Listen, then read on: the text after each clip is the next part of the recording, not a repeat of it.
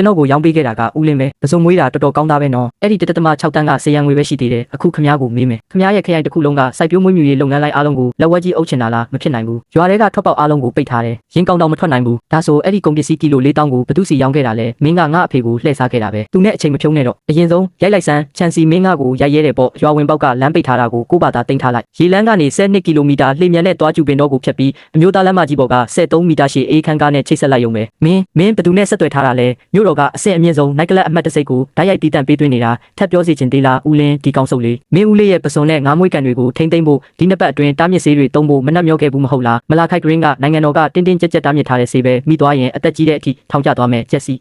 အေးစစ်ပြောကြရအောင်ဒီလိုမျိုးမပြောရဘူးလေမနက်6နာရီကစစ်ဆေးချက်ရလက်ကိုခမားရဲ့အရေးကြီးဖောက်ပြီးမန်နေဂျာဝန်စီပို့ပြီးသားမျိုးစားတောက်နဲ့ဆေးဝါးကြီးကြပ်ရေးဌာနကိုလည်းတိုင်ကြားစာပို့ထားပြီးပြီငါကမင်းရဲ့တွေးတာတော်ဆက်တဲ့ဦးလေးမင်းကငါမိသားစုတစ်ခုလုံးကိုဖျက်ဆီးကျင်နေတာလားမိဖြက်ပြီးပစုံဖို့အတင်းတောင်းလုံးကကျွန်တော်ကခမားတူတော်တယ်ဆိုတာသတိမရခဲ့ဘူးလားမန်နေဂျာဝန်နဲ့စာချုပ်ဖောက်ဖျက်မှုအတွက်ဒဏ်ငွေ3တန်းကိုဦးလေးပဲတယောက်ထည့်ပေးရတော့မယ်မန်နေဂျာဝန်ကျွန်တော်ရှင်းပြရစေဒါလင်းရဲ့1600စင်တာပါကျွန်တော်ပစုံတွေမှာဘာပြဿနာမှမရှိပါဘူးလင်းဝဖူဟုတ်လားမင်းကဘာတူလဲမန်နေဂျာဝန်ကိုဈေးကွက်ကြီးကြပ်ရေးဌာနကခေါ်သွားပြီးမင်းရဲ့အရေးသွေးမမီတဲ့ပစုံတွေကြောင့်ငါတို့ဆိုင်3ဆိုင်ကိုတညာရဲနဲ့ပိတ်လိုက်ရတယ်တထေးကြီးအရန်စိတ်ဆိုးနေတယ်အဲ့ဒီဒဏ်ငွေ3တန်းကမင်းလွတ်မြောက်နိုင်မှာမဟုတ်ဘူးတကယ်ပေးချင်ပါတယ်တန်မိုးတွေရောင်းရရင်တော့ပေးပါမယ်ဒါပေမဲ့တထေးပြောတာကမင်းရဲ့ဧက30ရှိတဲ့မွေးကန်တွေရောင်းလိုက်ရင်တော့ဆုံးရှုံးမှုကိုမကာမိဘူးတဲ့ဦးလေးကျွန်တော်အကြောင်းမစိုးရိမ်နဲ့ကို့အခြေအနေကိုပဲစဉ်းစားပါလင်းရဲ့မင်းမှာဒီကိုလာဖို့မျက်နှာရှိသေးတာလားမင်းကြောင့်ဦးလေးကလုံးဝပျက်စီးသွားပြီမင်းကငါတို့မိသားစုကိုတမင်ဖျက်ဆီးနေတာပဲဒုတိယအတော်ဦးလေးကိုပျက်စီးစေခဲ့တာကဒဏ်ငွေ3တန်းနဲ့သူကိုယ်တိုင်ထည့်ခဲ့တဲ့တားမြစ်ဆေးတွေပါလင်းရဲ့ကိုအရန်ညံကောင်းတယ်လို့မထင်တဲ့တင်းကလုံးကုမ္ပဏီနဲ့ပူးပေါင်းရေးအော်ဒါကိုမင်းတယောက်တည်းမလုပ်နိုင်ဘူးခရိုင်အေးခန်းကိုတောင်ရဲ့တော့ကငါလက်ထဲမှာရှိတယ်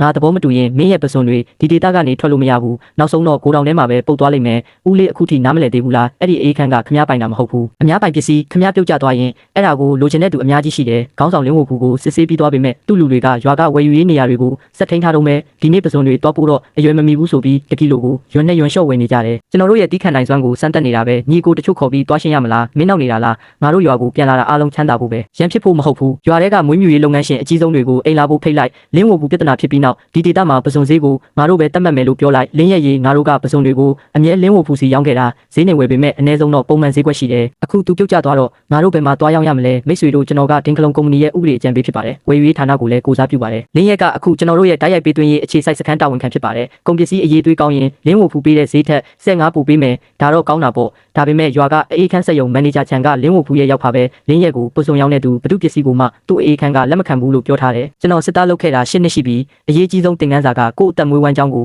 တခြားသူလက်ထဲမအပ်ထားဖို့ပဲမန်နေဂျာချန်ကလက်မခံရင်ကျွန်တော်တို့ကိုယ်တိုင်အေးခန်းဆောက်မယ်စစ်မှုထမ်းပြီးရခဲ့တဲ့ထောက်ပံ့ငွေနဲ့ဒေါ်ယူပေးထားတဲ့ဇယံငွေကိုပေါင်းရင်ရိုးရိုးအေးခန်းတစ်ခုဆောက်ဖို့လုံလောက်တယ်ကျွန်တော်နဲ့ပူးပေါင်းခြင်းတဲ့သူဒီနေ့ပဲလက်မှတ်ထိုးပါဒီနေ့ကစပြီးမွေးမြူရေးတမဝါရမအတင်းတီထောင်မယ်ဘာပဲဖြစ်